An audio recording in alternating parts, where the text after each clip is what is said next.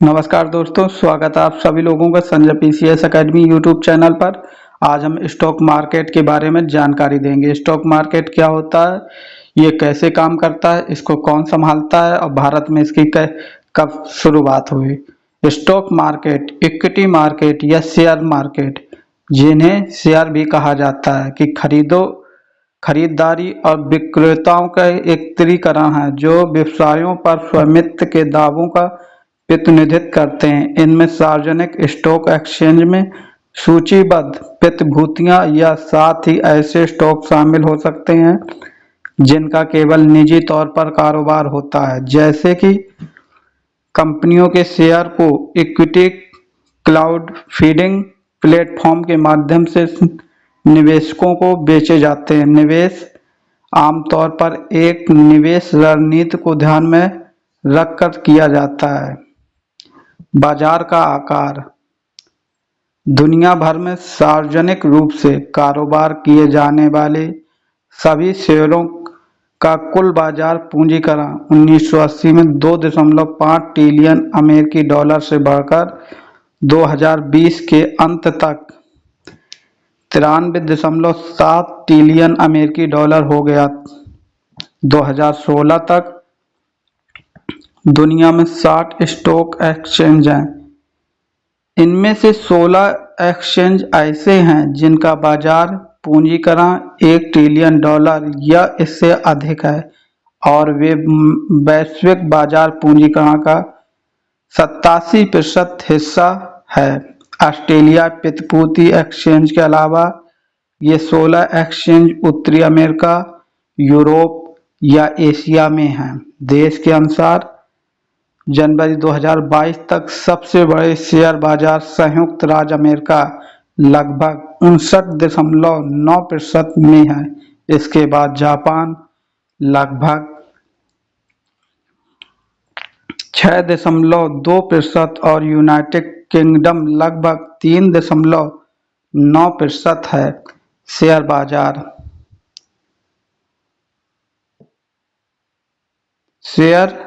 बाजार stock exchange एक ऐसा एक्सचेंज है जहां स्टॉक ब्रोकर या व्यापारी शेयर, इक्विटी, स्टॉक, बॉन्ड या प्रतिभूतियां खरीद या बेच सकते हैं। कई बड़ी कंपनियों के स्टॉक एक्सचेंज में सूचीबद्ध हैं। ये स्टॉक को अधिक तरल बनाता है और इस प्रकार कई निवेशकों के लिए अधिक आकर्षण बनाता है। एक्सचेंज निपटान के गारंटर के रूप में भी कार्य कर सकता है। इन और अन्य शेयरों का कारोबार ओवर द काउंटर OTC यानी डीलर के माध्यम से भी किया जा सकता है। कुछ बड़ी कंपनियों के स्टॉक अलग अलग देशों में एक से अधिक एक्सचेंजों में सूचीबद्ध होंगे ताकि अंतर्राष्ट्रीय निवेशकों को आकर्षित किया जा सके। स्टॉक एक्सचेंज अन्य प्रकार की प्रतिभूतियों को भी कवर कर सकते हैं, जैसे कि निश्चित ब्याज प्रतिभूति जिसे बॉन्ड बोलते हैं, या कम बार डेरिवेटिव जिनका OTC में कारोबार होने की अधिक संभावना होती है। शेयर बाजारों में व्यापार का मतलब है किसी विक्रेता से खरीद को स्टॉक या सुरक्षा का हस्तांतरण पैसे के बदले में। इसके लिए इन दोनों पक्षों की कीमत पर सहमत होना जरूरी है। इक्विटी यानी कि स्टॉक या शेयर को हम इक्विटी बोलते हैं, किसी विशेष कंपनी में स्वामित्व हित प्रदान करते हैं। शेयर बाजार में भाग लेने वाले छोटे व्यक्तिगत शेयर निवेशकों से लेकर बड़े निवेशक तक जो दुनिया में कहीं भी स्थित हो सकते हैं, और इसमें बैंक, बीमा कंपनी, पेंशन फंड और हेज फंड शामिल हो सकते हैं। इनकी खरीद या बिक्री के आदेश स्टॉक एक्सचेंज ट्रेडर द्वारा उनकी ओर से निष्पादित किए जा सकते हैं। कुछ एक्सचेंज भौतिक स्थान होते हैं जहां ट्रेडिंग फ्लोर पर लेन देन ओपन आउटक्राइड नामक विधि द्वारा किया जाता है। इस विधि का उपयोग कुछ स्टॉक एक्सचेंजों और कमोडिटी एक्सचेंजों में किया जाता है और इसमें व्यापारी बोली और ऑफर की कीमतें चिल्लाते हैं। दूसरे प्रकार के स्टॉक एक्सचेंज में कंप्यूटर का एक नेटवर्क होता है जहां इलेक्ट्रॉनिक रूप से ट्रेड किए जाते हैं। ऐसे एक्सचेंज का एक उदाहरण नैस्डैक है, जो कि अमेरिका का है। संभावित खरीदार किसी शेयर के लिए एक खास कीमत की बोली लगाता है और संभावित विक्रेता उसी शेयर के लिए एक खास कीमत मांगता है। बाजार में खरीदने या बेचने का मतलब ये है कि आप शेयर के लिए कोई भी पूछी गई कीमत या बोली की कीमत स्वीकार करेंगे। तब बोली या पूछी गई कीमत मेल खाती है तो बिक्री होती है। अगर किसी दिए गए मूल्य पर कोई बोली दाता है तो पहले आओ पहले पाओ के आधार पर स्टॉक एक्सचेंज का उद्देश्य खरीदारों और विक्रेताओं के बीच प्रतिभूतियों के आदान प्रदान को सुविधाजनक बनाना है। इस प्रकार एक बाजार प्रदान करना है। एक्सचेंज सूचीबद्ध प्रतिभूतियों पर वास्तविक समय की ट्रेडिंग पर जानकारी प्रदान करते हैं, जिससे मूल खोज में सुविधा होती है। स्टॉक एक्सचेंज एक भौतिक एक्सचेंज है जिसमें किसी भी स्थान से इलेक्ट्रॉनिक रूप से ऑर्डर देने के लिए हाइब्रिड मार्केट है। साथ ही ट्रेडिंग फ्लोर पर निष्पादित ऑर्डर एक्सचेंज सदस्यों के माध्यम से प्रवेश करते हैं और एक फ्लोर ब्रोकर के पास जाते हैं जो उस स्टॉक के लिए नामित मार्केट डीएमएम के लिए फ्लोर ट्रेडिंग पोस्ट को इलेक्ट्रॉनिक रूप से ऑर्डर सबमिट करता है ताकि ऑर्डर का व्यापार किया जा सके। डीएमएम का काम दो तरफा बाजार को बनाए रखना है। जब कोई अन्य खरीदार या विक्रेता न हो तो सुरक्षा खरीदने और बेचने के लिए ऑर्डर देना है। यदि बोली मांग का प्रसार मौजूद है तो तुरंत व्यापार नहीं होता। इस मामले में डीएमएम अंतर को बंद करने के लिए अपने स्वयं के संसाधनों जैसे कि पैसे या स्टॉक का उपयोग कर सकते हैं। एक बार व्यापार हो जाने के बाद विवरण टैब पर रिपोर्ट किए जाते हैं और ब्रोकेज फर्म को वापस भेज दिए जाते हैं, जो फिर उस निवेशक को सूचित करता है जिसने ऑर्डर दिया था। कंप्यूटर एक महत्वपूर्ण भूमिका निभाते हैं, खासकर प्रोग्राम ट्रेडिंग के लिए।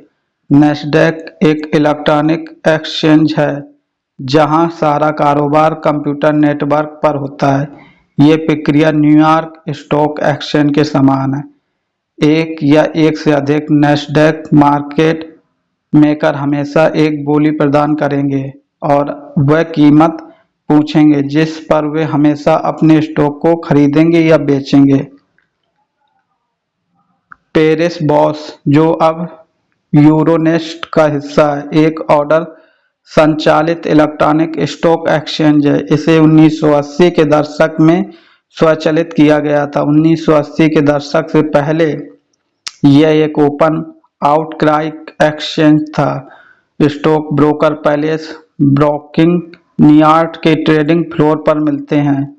1986 में कैट्स ट्रेडिंग सिस्टम शुरू किया गया था और ऑर्डर मिलान प्रणाली पूरी तरह से स्वचालित थी। स्टॉक का व्यापार करने वाले लोग सबसे लोकप्रिय स्टॉक एक्सचेंज पर व्यापार करना पसंद करेंगे क्योंकि इससे संभावित काउंटर पार्टियां विक्रेता के लिए खरीदार के लिए विक्रेता की सबसे बड़ी संख्या मिलती है और शायद सबसे अच्छी कीमत भी मिलती है। हालांकि हमेशा से विकल्प रही है कि जिस ब्रोकर एक्सचेंज के बाहर व्यापार करने के लिए पार्टियों का एक साथ लाने की कोशिश करते हैं को तीसरे व्यापार जो लोकप्रिय थे इंटरनेट और बाद में आइसलैंड और आर्कियोलागो बाद के दो क्रमशः नैस्डैक और एनवाइसर द्वारा अधिकृत किया गया।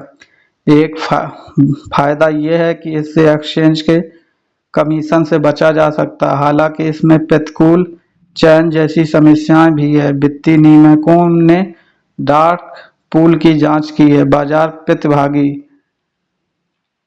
बाजार सहभागियों में व्यक्तिगत खुदरा निवेशक, संस्थागत निवेशक जैसे पेंशन फंड, बीमा कंपनियां, mutual fund, index fund, exchange trading fund, hedge fund, निवेशक समूह, बैंक और विभिन्न अन्य वित्तीय संस्थान और सार्वजनिक रूप से कारोबार करने वाले निगम शामिल हैं जो अपने स्वयं के शेयरों में व्यापार करते हैं। रोबो सलाहकार जो व्यक्तियों के लिए निवेश को स्वचालित करते हैं, वे भी प्रमुख भागीदार हैं। बाजार भागीदारी की जनसांख्यिकी। अप्रत्यक्ष बनाम प्रत्यक्ष निवेश। अप्रत्यक्ष निवेश में शेयरों का अप्रत्यक्ष रूप से स्वामित्व शामिल होता है, जैसे कि म्यूचुअल फंड या एक्सचेंज ट्रेडेड फंड के माध्यम से। प्रत्यक्ष निवेश में शेयरों का प्रत्यक्ष स्वामित्व शामिल होता है। व्यक्तियों द्वारा स्टॉक का प्रत्यक्ष स्वामित्व 1992 में 17.8% से थोड़ा बढ़कर 2007 में 17.9% हो गया है। इन होल्डिंग का औसत मूल्य $14,787 से बढ़कर $17,000 हो गया। सेवानिवृत्ति खातों के रूप में अप्रत्यक्ष भागीदारी 1992 में 39.3% से बढ़कर 2007 में 52.6% हो गई। इन खातों को औसत मूल्य उस समय में दोगुने से भी अधिक बढ़कर 22,000 से $45,000 हो गया। रीड क्विस्ट, स्पेंजमैन और स्टेबुलेव प्रत्यक्ष और अप्रत्यक्ष होल्डिंग में विभेदक वृद्धि का श्रेय संयुक्त राज्य अमेरिका में प्रत्येक पर कर लगाने के तरीके में अंतर को देते हैं। पेंशन फंड और 401 केएस में निवेश अप्रत्यक्ष भागीदारी के दो सबसे महान वाहन। इसके विपरीत सीधे स्टॉक खरीदने के लिए इस्तेमाल किया गया पैसा कराधान के अधीन है, क्योंकि वे धारक के लिए कोई लाभांश या पूंजीगत लाभ उत्पन्न करते हैं। इस तरह वर्तमान कर कोड व्यक्तियों को प्रत्यक्ष रूप से निवेश करने के लिए प्रोत्साहित करता है। आय और संपत्ति स्तर के अनुसार भागीदारी। भागीदारी की दरें और होल्डिंग्स का मूल आय के विभिन्न स्तरों में काफी भिन्न होते हैं। आय के निचले पंचम में 5.5 परिवार सीधे स्टॉक के मालिक हैं और 10.7% अप्रत्यक्ष रूप से सेवानिवृत्ति खातों के रूप में स्टॉक रखते हैं। आय के शीर्ष दशमलव के प्रत्यक्ष भागीदार 47.5% है और सेवानिवृत्ति खातों के रूप में अप्रत्यक्ष भागीदार 89.6% है। 2007 तक आय के निचले पंचम में सीधे स्वामित्व वाले स्टॉक का औसत मूल्य $4,000 और आय के शीर्ष दशमलव में 78,600 है। एक ही वर्ष में समान दो समूहों के लिए सेवानिवृत्ति खातों के रूप में अप्रत्यक्ष रूप से रखे गए स्टॉक का औसत मूल्य क्रमशः $6,300 और $214,800 है। 2008 की महामंदी के बाद से आय विवरण के निचले आधे हिस्से में रहने वाले परिवारों ने प्रत्यक्ष और अप्रत्यक्ष रूप से अपनी भागीदारी दर 2007 में 53.2% से घटाकर 2013 में 48.8% कर दी, जबकि इसी अवधि में आय वितरण के शीर्ष दशमलव में रहने वाले परिवारों ने भागीदारी को 91.7% से थोड़ा बढ़ाकर 92.1% कर दिया। आय वितरण के निचले आधे हिस्से में प्रत्यक्ष और अप्रत्यक्ष होल्डिंग्स का औसत मूल्य 2007 में $53,800 से थोड़ा नीचे बढ़कर 2013 में $53,600 हो गया। शीर्ष दशमलव में सभी होल्डिंग्स का औसत मूल्य उसी समय में $982,000 से गिरकर $969,300 हो गया। पूरे आय वितरण में सभी स्टॉक होल्डिंग्स का औसत मूल्य 2013 तक $269,900 है।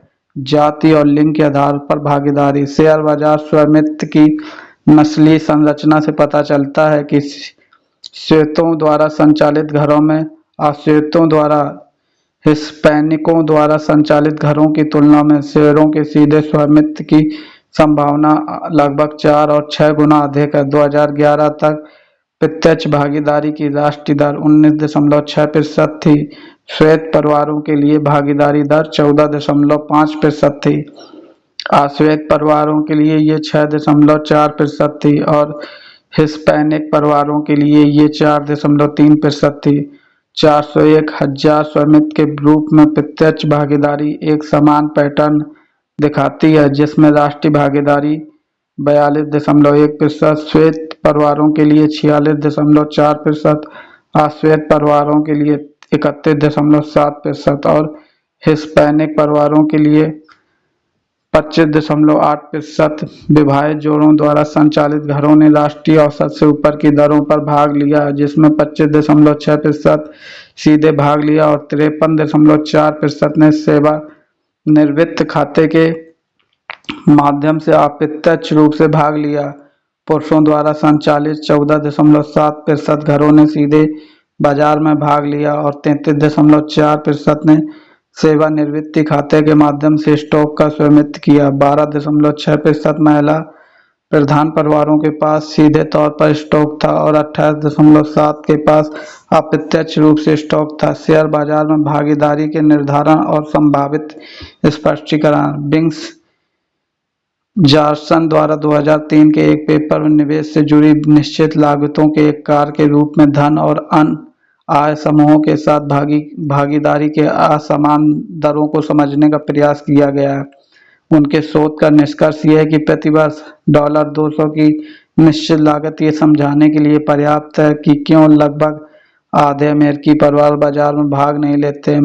भागीदारी दरों को शिक्षा के तौर के साथ दृढ़ता से सहसंबंधित दिखाया गया है, जो इन परिकल्पना को बढ़ावा देते हैं कि बाजार में भागीदारी की सूचना और लेन देन लागत अधिक शिक्षित परिवारों द्वारा बेहतर ढंग से अवशोषित की जा सकती है। व्यवहारिक अर्थशास्त्री हैरिसन, हांग, जफेरी कुबिक और जेरेमी स्टीन सुझाव देते हैं कि समुदायों की सामाजिकता और भागीदारी दरों का बाजार में भाग लेने के व्यक्ति के निर्णय पर सांख्यिकीय रूप से महत्वपूर्ण प्रभाव पड़ता है। इनके शोध से संकेत मिला कि औसत से अधिक भागीदारी दर पहले राज्य में रहने वाले सामाजिक व्यक्ति उन व्यक्तियों की तुलना में भाग लेने की अधिक संभावना रखते थे। इतिहास।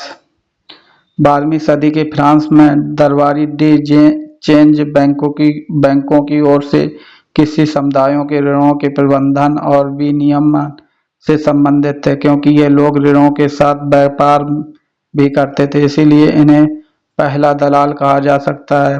इतालवी इतिहासकार लादोविको गुडचियाडानी ने बताया कि कैसे 13वीं सदी के अंत तक ब्रुग्स में कमोडिटी व्यापारी एक बाजार चौक पर बाहर इकट्ठा होते थे, जिसमें बैन डेर न्यूज नामक एक परिवार के स्वामित्व वाली एक सराय थी और 1409 में वे ब्रूस से ब्यूट्स बन गए, जो तब तक एक अनौपचारिक बैठक थी। यह विचार जल्दी से फ्लैंडर्स और पड़ोसी देशों में फैल गया। ब्यूरेन रेंज जल्द ही गेंट और टोडरडैम में खुल गया। अंतर्राष्ट्रीय व्यापारी और विशेष रूप से इतालवी बैंकर, जो 13वीं सदी से शुरुआत से ब्रोगेस में मौजूद थे, ने शेयर बाजार विनियम के लिए जगह को परिभाषित करने के लिए अपने देश में इस शब्द को वापस लिया। सबसे पहले इटालियन, लेकिन जल्द ही फ्रांसीसी, जर्मन, रूसी, चेक, स्वीडिश, डेन, नॉर्वेजियन। अधिकांश भाषाओं में ये शब्द बैग के लिए शब्द से मेल खाता है, जो लैटिन वर्षा से आता है, जिससे जाहिर तौर पर वैन डेर बायूरस परिवार का भी नाम भी निकलता है। 13वीं सदी के मध्य में वेनिस के बैंकरों ने सरकारी प्रतिभूतियों के में व्यापार करना शुरू किया। 1351 में वेनिस सरकार ने सरकारी निधियों की कीमत कम करने के उद्देश्य से अफवाहें फैलाने पर प्रतिबंध लगा दिया। 14वीं शताब्दी के दौरान पीसा, बेरोन, जेनोस और फ्लोरेंस के बैंकों ने भी सरकारी प्रतिभूतियों की बाजार व्यापार करना शुरू कर दिया। ये केवल इसीलिए संभव हो पाया क्योंकि ये स्वतंत्र शहर राज्य थे, जिन पर डायूस का शासन नहीं था, बल्कि प्रभावशाली नागरिकों की एक परिषद का शासन था। इतालवी कंपनियां भी शेयर जारी करने वाली पहली कंपनियां थीं। 16वीं सदी में इंग्लैंड और निम्न देशों की कंपनियों ने भी ऐसा ही किया। इस समय के आसपास से एक संयुक्त स्टॉक कंपनी जिसके शेयर धारकों के संयुक्त स्वामित्व में होते थे, उभरी और यूरोपीय लोगों द्वारा नई दुनिया कहे जाने वाली उपनिवेशीकरण के लिए महत्वपूर्ण बन गई। अब लगभग हर विकसित और सबसे विकासशील अर्थव्यवस्थाओं में शेयर बाजार है। दुनिया के सबसे बड़े बाजार संयुक्त राज्य America, United Kingdom, Japan, Bharat, चीन, Canada, Germany, Finland stock exchange, France, दक्षिण कोरिया और नीदरलैंड में हैं। महत्व से पहले के दिनों में कभी ऐसे रूप में नहीं था। साम्यवादी देशों में समाजवाद का दायरा यूगोस्लाविया की अर्थ बाजार अर्थ संघवादी व्यवस्था से लेकर पड़ोसी अल्बानिया के केंद्रीकृत अधिनायकवाद तक फैला हुआ था। एक बार मैंने समाजवाद के अर्थशास्त्र के महान विशेषज्ञ प्रोफेसर वॉन मिज से पूछा कि राजवाद के इस दायरे में किस बिंदु पर वे किसी देश को समाजवाद या नहीं कहेंगे। उस समय मुझे यकीन नहीं था कि इस तरह का स्पष्ट निर्णय लेने के लिए कोई निश्चित मानदंड मौजूद था, और इसलिए मैं मिज के उत्तर की स्पष्टता और निर्णायकता से सुखद आश्चर्यचकित था। एक शेयर बाजार, उन्होंने तुरंत उत्तर दिया, पूंजीवाद और निजी संपत्ति के अस्तित्व के लिए एक शेयर बाजार महत्वपूर्ण है, क्योंकि इसका मतलब है कि उत्पादन के साधनों के लिए निजी शीर्षकों के आदान प्रदान में एक कार्यशील बाजार है। शेयर बाजार के बिना पूंजी का कोई वास्तविक निजी स्वामित्व नहीं हो सकता। अगर ऐसे बाजार को अस्तित्व में रहने दिया जाता तो कोई सच्चा समाजवाद नहीं हो सकता। कार्य और उद्देश्य। शेयर बाजार कंपनियों के लिए पैसे जुटाने के लिए सबसे महत्वपूर्ण तरीकों में से एक है। साथ ही ऋण बाजार भी है, जो आमतौर पर अधिक प्रभावशाली होते हैं लेकिन सार्वजनिक रूप से व्यापार नहीं करते। ये व्यवसायों का सार्वजनिक रूप से कारोबार करने और सार्वजनिक बाजारों में कंपनी के स्वामित्व के शेयरों को बेचकर विस्तार के लिए अतिरिक्त वित्तीय पूंजी जुटाने की अनुमति देता है। एक एक्सचेंज निवेशकों को जो तरलता प्रदान करता है, वह उनके धारकों को प्रतिभूतियों से जल्दी और आसानी से बेचने में सक्षम बनाता है। संपत्ति और अन्य अचल संपत्तियों जैसे अन्य काम तरल निवेशकों की तुलना में शेयरों में निवेश करने की यह एक आकर्षण विशेषता है। इतिहास ने दिखाया कि शेयरों और अन्य परिसंपत्तियों की कीमत अधिक आर्थिक गतिविधि की गतिशीलता का एक महत्वपूर्ण हिस्सा है और सामाजिक मानवोद्देश्य को प्रभावित या उसका संकेतक हो सकती है। एक अर्थव्यवस्था जहां शेयर बाजार बढ़ रहा है उसे एक उभरती हुई अर्थव्यवस्था माना जाता है।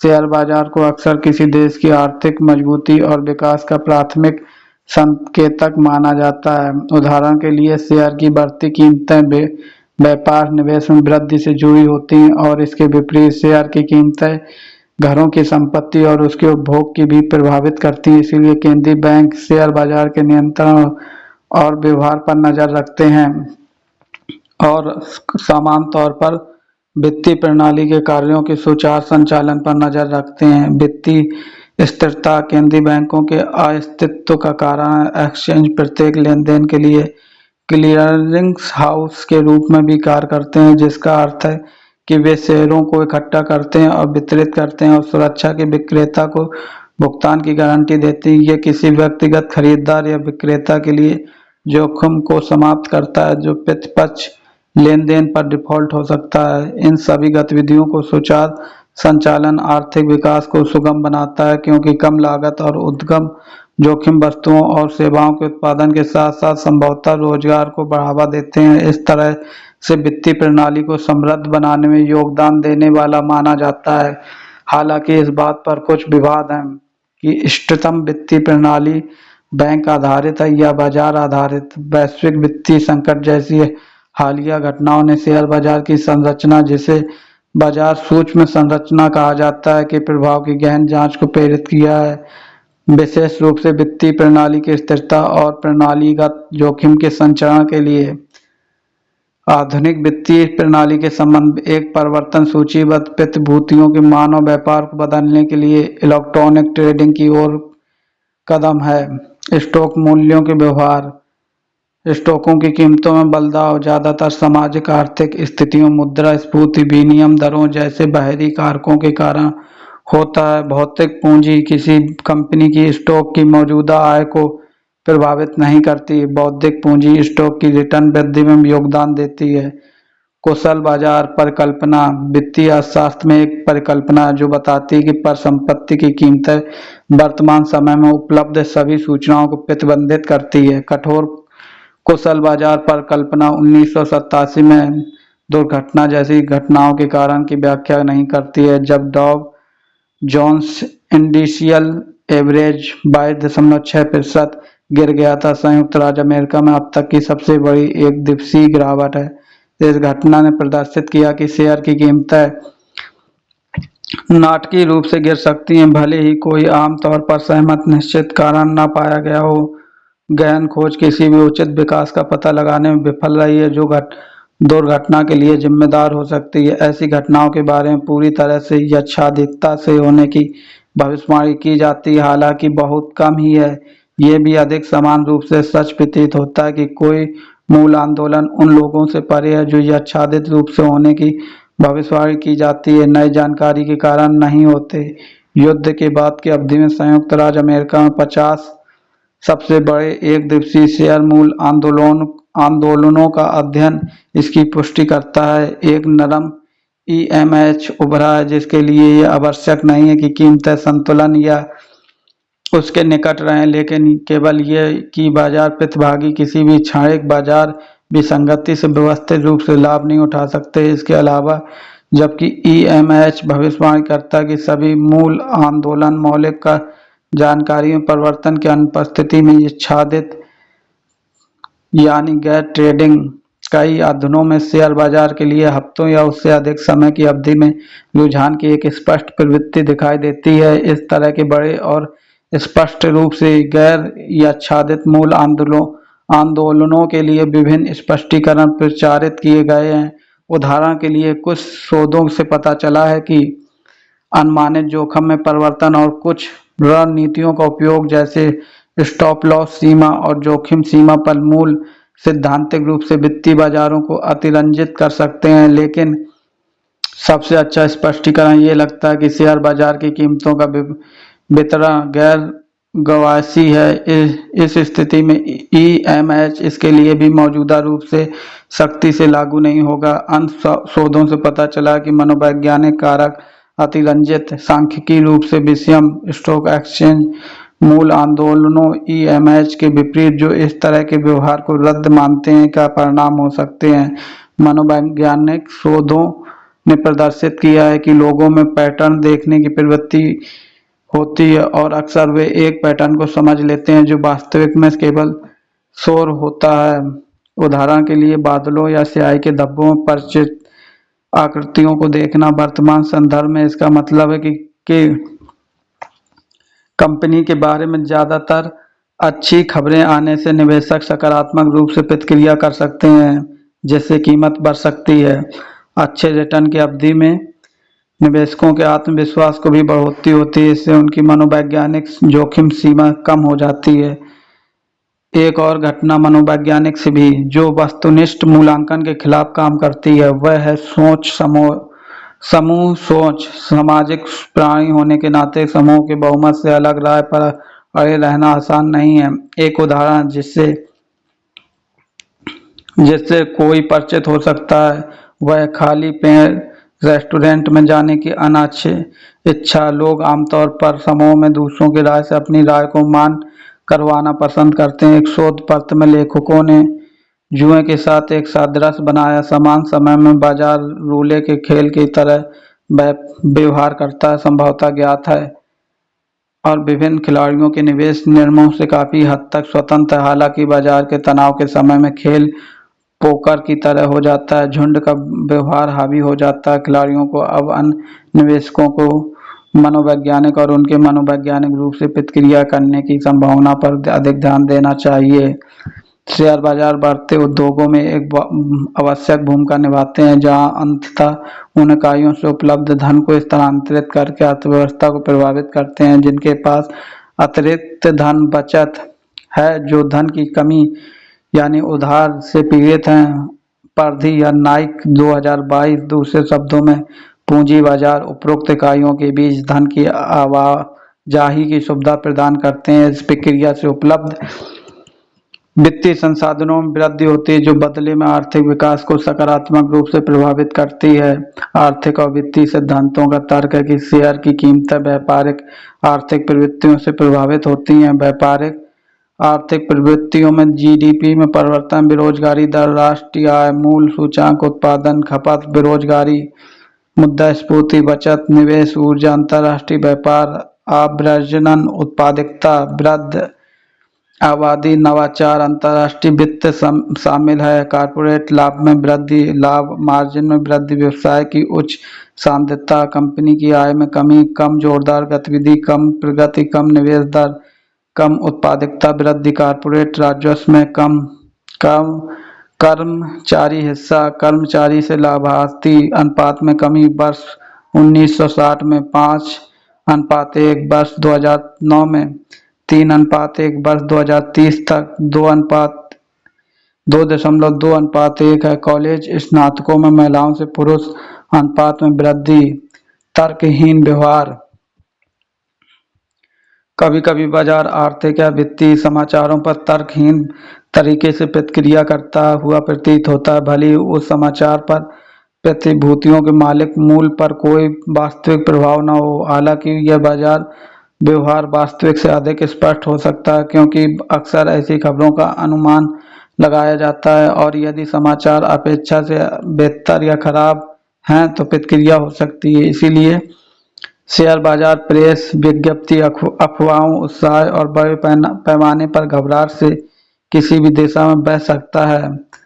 अल्पावधि में शेयर और अन्य प्रतिभूतियों किसी भी संख्या में तेजी से बाजार में बदलाव लाने वाली घटनाओं से प्रेरित हो सकती हैं या खरीदी जा सकती हैं। इससे शेयर बाजार के व्यवहार का पूर्वानुमान लगाना मुश्किल हो जाता है। भावनाएं कीमतों को ऊपर नीचे कर सकती हैं। लोग आमतौर पर उतने तर्कसंगत नहीं होते जितने वे सोचते हैं और खरीदने और बेचने के कारण आमतौर पर स्वीकार किए जाते हैं। व्यवहारवादियों का तर्क है कि निवेशक अक्सर निवेश संबंधी निर्णय लेते समय तर्कहीन व्यवहार करते हैं, जिससे प्रतिभूतियों का गलत मूल्य निर्धारण होता है, जो बात की अक्षमताओं का कारण बनाता है, जो बदले में पैसा बनाने के अवसर।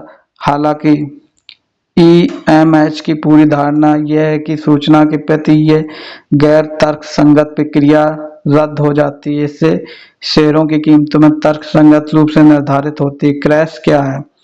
सुनते हैं आप, मार्केट क्रैश हो गया।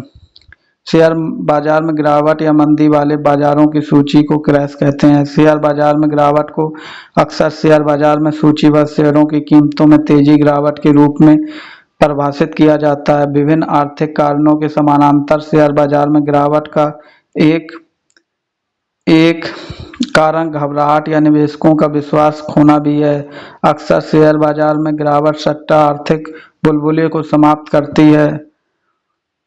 शेयर बाजार में कई प्रसिद्ध दुर्घटनाएं हुई हैं, जिनमें अरबों डॉलर का नुकसान हुआ और बड़े पैमाने पर संपत्ति नष्ट हुई है। शेयर बाजार में लोगों की संख्या बढ़ती जा रही है, खासकर तब जब सामाजिक सुरक्षा और सेवानिवृत्ति योजनाओं को तेजी से निजीकरण किया जा रहा है और उन्हें स्टॉक और बॉन्ड और बाजार के अन्य तत्वों से जोड़ा जा रहा है।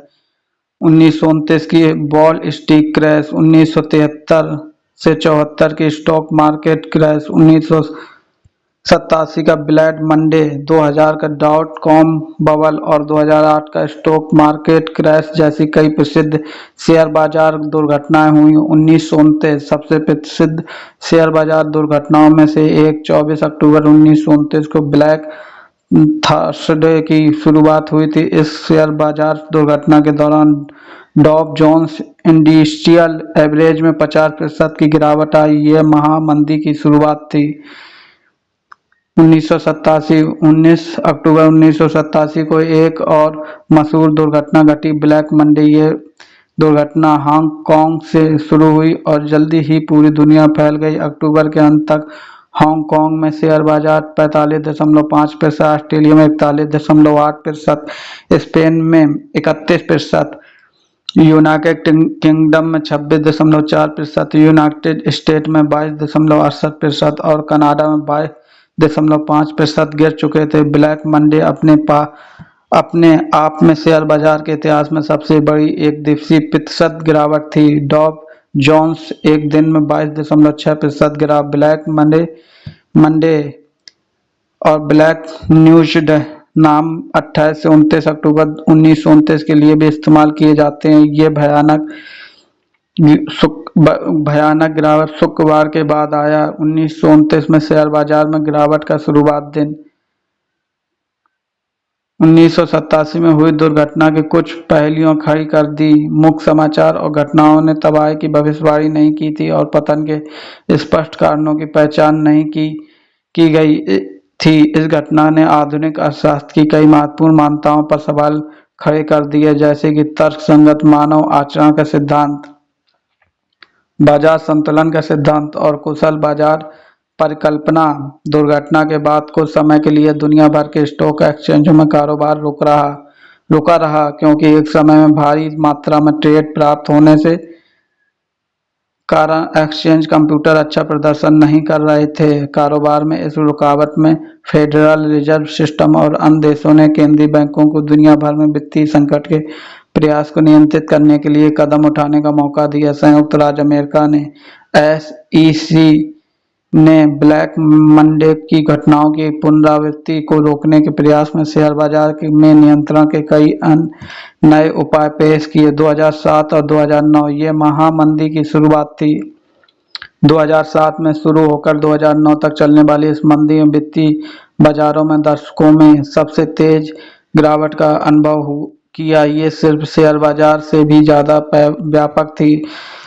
आवास बाजार, ऋण बाजार और यहाँ तक कि वैश्विक बाजार में भी अकल्पनीय गिरावट देखी गई। सब प्राइम ऋण के कारण आवास बुलबुला फट गया। द बिग शॉर्ट जैसी फिल्मों ने इसे मशहूर कर दिया, जिसमें बड़े बंधक रखने वाले लोग अनजाने में ऋणदाताओं के झांसे में आ गए। इस वजह से कई मामले में बैंक और प्रमुख वित्तीय संस्थानों की पूरी तरह से विफल हो गए और इस अवधि के दौरान उन्हें ठीक करने के लिए सरकार के बड़े हस्तक्षेप की जरूरत पड़ी। अक्टूबर 2007 से मार्च 2009 तक SP 500 में 57% की गिरावट आई और SP का मतलब यहाँ प्रॉफिट एंड लॉस से है। ये अप्रैल 2023 तक अपने 2007 तक के स्तर पर नहीं पहुंच पाया। 2020 स्टॉक मार्केट क्रैश एक प्रमुख और अचानक वैश्विक स्टॉक मार्केट क्रैश था, जो 20 फरवरी 2020 को शुरू हुआ और 7 अप्रैल को समाप्त हुआ। ये बाजार दुर्घटना वैश्विक महामारी कोविड-19 के अचानक प्रकोप के कारण हुई थी। क्रैश एक नए सौदे के साथ समाप्त हुआ, जिसका बाजार पर सकारात्मक प्रभाव पड़ा।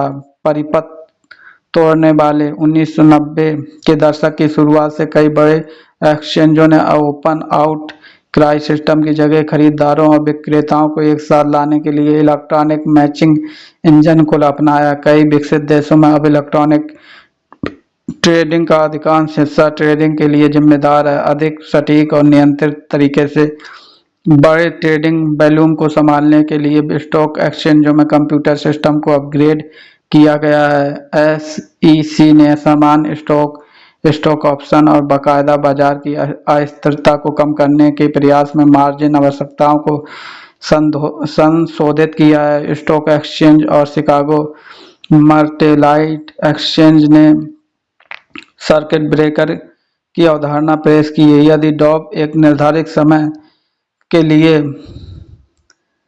निर्धारित अंकों की गिरावट करता है तो सर्किट ब्रेकर ट्रेडिंग को रोक देता है। फरवरी 2022 में कनाडा के निवेश उद्योग नियामक संगठन IIROC ने सिंगल स्टॉक सर्किट ब्रेकर पेश किया। New York stock exchange circuit breaker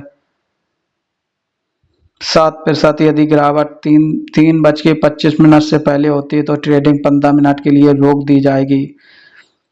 13%। यदि गिरावट 3:25 से पहले होती है तो ट्रेडिंग 15 मिनट के रोक दी जाएगी। 20%। दिन भर के लिए व्यापार बंद रहेगा। शेयर बाजार सूचकांक वैश्विक, क्षेत्रीय या स्थानीय बाजारों में कीमतों में उतार चढ़ाव को मूल सूचकांकों में दर्ज किया जाता है, जिन्हें शेयर बाजार सूचकांक कहा जाता है। जिनमें से कई, जैसे कि S&P, FTSE, यूरोनेस्ट सूचकांक और भारत का निफ्टी और और सेंसेज है। ऐसे सूचकांक आमतौर पर बाजार पूंजीकरण भारते हैं होते हैं, जिसमें भार सूचकांक में स्टॉक के योगदान को दर्शाता है। बदलते कारोबारी माहौल को दर्शाने के लिए स्टॉक को शामिल या बहिष्कृत करने के लिए सूचकांक को घटकों की अक्सर समीक्षा की जाती है। व्युत्पन्न उपकरण वित्तीय नवाचार के कई नए वित्तीय उपकरण लाए गए हैं जिनके भुगतान या मूल स्टॉक की कीमतों पर निर्भर करते हैं। कुछ उदाहरण एक्सचेंज ट्रेडिंग फंड, ईएफटी, स्टॉक इंडेक्स और stock option, equity swap, single stock future और स्टॉक इंडेक्स फ्यूचर। इन अंतिम दो का कारोबार फ्यूचर एक्सचेंजों जो स्टॉक एक्सचेंजों से अलग है उनका इतिहास कमोडिटी फ्यूचर एक्सचेंजों से जुड़ा है पर किया जा सकता है या ओवर द काउंटर कारोबार किया जा सकता है। चूंकि ये सभी उत्पाद केवल स्टॉक से प्राप्त होते हैं, इसलिए इन्हें कभी कभी काल्पनिक शेयर बाजार के बजाय काल्पनिक डेरिवेटिव बाजार में कारोबार करने वाला माना जाता है। उत्तोलन रणनीति स्टॉक जो वास्तविक व्यापारी के पास नहीं है उनका व्यापार शॉर्ट सेलिंग के माध्यम से किया जा सकता है। मार्जिन खरीद का उपयोग उधार ली गई धनराशि से स्टॉक खरीदने के लिए किया जा सकता है या डेरिवेटिव का उपयोग स्टॉक के बड़े ब्लॉक को नियंत्रित करने के लिए किया जा सकता है जो कि सीधे खरीद या बिक्री के लिए आवश्यक धनराशि से बहुत कम होता है। मंडिया बिक्री शॉर्ट सेलिंग से ट्रेडिंग स्टॉक उधार लेता है, आमतौर पर अपने ब्रोकरेज से जो अपने ग्राहकों के शेयर या शॉर्ट सेलर के उधार लेने के लिए अपने खुद के शेयर रखता है, फिर उसे बाजार में बेचता है इस शर्त पर कि कीमत गिर जाएगी। ट्रेडर अंततः स्टॉक को वापस खरीदता है। अगर इस बीच कीमत गिरती है तो पैसे कमाता है और अगर कीमत बढ़ती है तो पैसे खो देता है। स्टॉक को वापस खरीदकर शॉर्ट पोजीशन से बाहर निकालने की कवरिंग कहा जाता है। इस रणनीति को इस्तेमाल बेईमान ट्रेडर द्वारा स्टॉक की कीमत को क्रात्मक रूप से कम करने के लिए इलिक्विड या कम ट्रेड वाले बाजारों में भी किया जा सकता है। इसीलिए ज़्यादातर बाजार या तो शॉर्ट सेलिंग को रोकते हैं या इस बात पर प्रतिबंध लगाते हैं कि शॉर्ट सेलिंग कब और कैसे हो सकती है। ज़्यादातर, लेकिन सभी सही नहीं। स्टॉक मार्केट में निकेड सर्किट का चलन अवैध है। मार्जिन खरीदारी मार्जिन खरीद में व्यापारी स्टॉक खरीदने के लिए ब्याज पर पैसे उधार लेता है और उम्मीद करता है कि यह बढ़ेगा। अधिकांश औद्योगिक देशों में यह नियम है कि जिनके अनुसार यदि उधारी अन्य स्टॉक से पार्श्विक पर आधारित है जिनका स्वामित्व व्यापारी के पास है, तो ये उन अन्य स्टॉक के मूल्य पर अधिकतम एक निश्चित प्रतिशत हो सकता है। संयुक्त राज्य अमेरिका में कई वर्षों से मार्जिन की आवश्यकता 50% है रही है, अर्थात यदि आप $1000 का निवेश करना चाहते हैं तो आपको $500 लगाने होंगे और अक्सर $500 से नीचे एक रख रखाव मार्जिन होता है। मार्जिन कॉल तब किया जाता है जब निवेशक के खाते का मूल ट्रेड के नुकसान को वहन नहीं कर सकता। मार्जिन सिक्योरिटीज के मूल्य में गिरावट आने पर भी खाते की इक्विटी को बनाए रखने के लिए अतिरिक्त फंड की आवश्यकता हो सकती है और ब्रोकरेज द्वारा अपनी ऋण स्थिति की रक्षा के लिए मार्जिन सिक्योरिटी या खाते में मौजूद किसी अन्य को बिना किसी सूचना के बेचा जा सकता है। ऐसी जबरन बिक्री के बाद किसी भी कमी के लिए निवेशक जिम्मेदार होता है। मार्जिन आवश्यकता को विनियम फेडरल रिजर्व द्वारा 1929 की दुर्घटना के बाद लागू किया गया था, जिससे इससे पहले सट्टेबाजों को आमतौर पर खरीदे गए शेयरों द्वारा दिए गए कुल निवेश का केवल 10% या उससे भी कम ही लगाना पड़ता था। अन्य नियमों में मुफ्त राइडिंग का निषेध शामिल हो सकता है। शुरू में भुगतान किए गए स्टॉक खरीदने का ऑर्डर देना स्टॉक की डिलीवरी के लिए आमतौर पर 3 दिन की छूट अवधि होती है, लेकिन फिर भी इन्हें बेचना 3 दिन पूरे होने से पहले और आय का कुछ हिस्सा मूल भुगतान करने के लिए उपयोग करना, ये मानते हुए कि अंतरिम अवधि में स्टॉक के मूल्य में गिरावट नहीं आई। वित्तीय बाजार के प्रकार वित्तीय बाजारों को विभिन्न उप प्रकारों में विभाजित किया जा सकता है। हस्तांतरित परिसंपत्तियों के लिए मुद्रा बाजार, इसमें अल्पावधि परिपक्वता और उच्च तरलता वाली धनराशि या वित्तीय परिसंपत्तियों समानता एक से कम अवधि वाली परिसंपत्तियों के साथ कारोबार किया जाता है। पूंजी बाजार माध्यम और दीर्घकालिक परिपक्वता वाली वित्तीय परिसंपत्तियों का कारोबार किया जाता है, जो कुछ निवेश प्रक्रियाओं को पूरा करने के लिए बुनियादी है। इनकी संरचना पर निर्भर करता है संगठित बाजार, गैर संगठित बाजार, अंग्रेजी में ओवर द काउंटर नामित वित्तीय परिसंपत्तियों की बातचीत चरण के अनुसार प्राथमिक बाजार में वित्तीय परिसंपत्तियों का निर्माण किया जाता है। इस बाजार में परिसंपत्तियों को उनके जारीकर्ता द्वारा सीधे हस्तांतरित किया जाता है। द्वितीयक बाजार केवल मौजूदा वित्तीय परिसंपत्तियों को आदान प्रदान किया जाता है जो पहले जारी की गई थी। यह बाजार वित्तीय परिसंपत्तियों के धारकों को उन उपकरणों को बेचने की अनुमति देता है जो पहले ही प्राथमिक बाजार में जारी किए गए थे या जो पहले ही द्वितीयक बाजार में प्रेषित किए गए थे और जो उनके कब्जे में हैं। यह अन्य वित्तीय परिसंपत्तियों को खरीदने की अनुमति देता है। भौगोलिक परिक्षेप के अनुसार राष्ट्रीय बाजार जिस मुद्रा में वित्तीय परिसंपत्तियां अंकित हैं और इसमें शामिल व्यक्तियों का निवास स्थान। राष्ट्रीय अंतर्राष्ट्रीय बाजार किसी देश के भौगोलिक क्षेत्र के बाहर स्थित बाजार। कारोबार की जाने वाली परिसंपत्तियों के प्रकार के अनुसार परिसंपत्तियां बाजार जिसमें वित्तीय परिसंपत्तियों जैसे कि मांग, जमा, स्टॉक या बॉन्ड कारोबार होता है। वैकल्पिक बाजार जिसमें वैकल्पिक वित्तीय परिसंपत्तियों का कारोबार किया जाता है जैसे पोर्टफोलियो निवेश, वचन पत्र, फैक्टरिंग, रियल एस्टेट जैसे प्रत्याशी अधिकारों के माध्यम से निजी इक्विटी फंड, उद्यम पूंजी कोष, हेज फंड, निवेश परियोजना जैसे बुनियादी ढांचा, सिनेमा आदि और कई अन्य बाजार। कमोडिटी बाजार जो कमोडिटी के व्यापार की अनुमति देते हैं। डेरिवेटिव बाजार जो वित्तीय जोखिम प्रबंधन के लिए उपकरण प्रदान करते हैं। बाकायदा बाजार जो भविष्य की तिथि पर उत्पादों का व्यापार करने के लिए मानकीकृत बाकायदा अनुबंध प्रदान करते हैं। बीमा बाजार जो विभिन्न जोखिमों के पुनः वितरण की अनुमति देता है। विदेशी मुद्रा विनिमय बाजार जो विदेशी मुद्राओं के विनिमय की अनुमति देता है। निवेश रणनीति कई रणनीतियों को मौलिक विश्लेषण या तकनीकी विश्लेषण के रूप में वर्गीकृत किया जा सकता है। मौलिक विश्लेषण से तात्पर्य SEC फाइलिंग, व्यावसायिक रुझानों और समान आर्थिक स्थितियों में पाए जाने वाले उनके वित्तीय विवरणों के आधार पर कंपनियों का विश्लेषण करना। तकनीकी विश्लेषण चार्ट और मात्रात्मक तकनीकों को उपयोग के माध्यम से बाजारों के मूल में क्रियाओं का अध्ययन करता है ताकि कंपनी की वित्तीय संभावनाओं की परवाह किए बिना ऐतिहासिक प्रदर्शन के आधार पर मूल प्रवृत्तियों का पूर्वानुमान लगाने का प्रयास किया जा सके। तकनीकी रणनीति का एक उदाहरण लॉन्स ड्यूब हेनरी और एड सेकोटा द्वारा उपयोग की जाने वाली ट्रेडिंग फ्लोइंग विधि है जो मूल पैटर्न पर उपयोग करती है और जोखिम प्रबंधन और विविधीकरण में निहित है। इसके अतिरिक्त कई लोग निष्क्रिय इंडेक्स फंड के माध्यम से निवेश करना चाहते हैं। इस पद्धति में व्यक्ति पूरे शेयर बाजार में या शेयर बाजार के कुछ खंडों जैसे प्रॉफिट एंड लॉस 500 इंडेक्स या बिलायशायर 5000 का पोर्टफोलियो रखता है। इस रणनीति का उद्देश्य विविधीकरण को अधिकतम करना, लाभ प्राप्त करने से करों को कम करना और शेयर बाजार के समान रुझान को बढ़ाना है।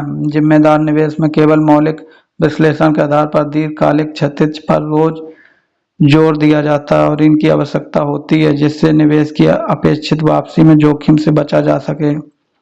सामाजिक रूप से जिम्मेदार निवेश एक और निवेश प्राथमिकता है।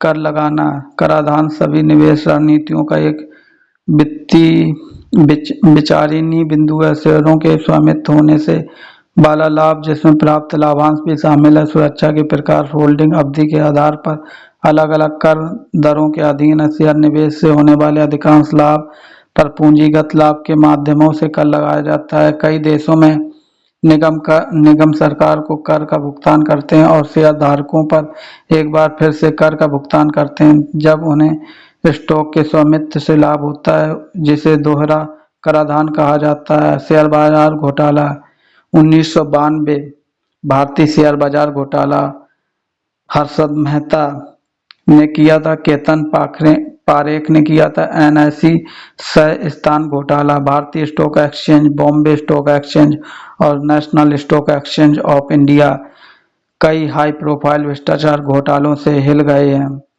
कई बार भारतीय प्रतिभूति और विनिमय बोर्ड सेबी ने विभिन्न व्यक्तियों और संस्थाओं को स्टॉक हेरफेर के लिए एक्सचेंजों पर व्यापार करने से रोक दिया है, विशेष रूप से अंतराल, स्मॉल कैप और पेनी स्टॉक को। ये रहा शेयर बाजार का पूरा परिचय। आपको अच्छा लगा हो तो हमारे चैनल को सब्सक्राइब जरूर करें और साथ में शेयर करें। जय हिंद, जय भारत।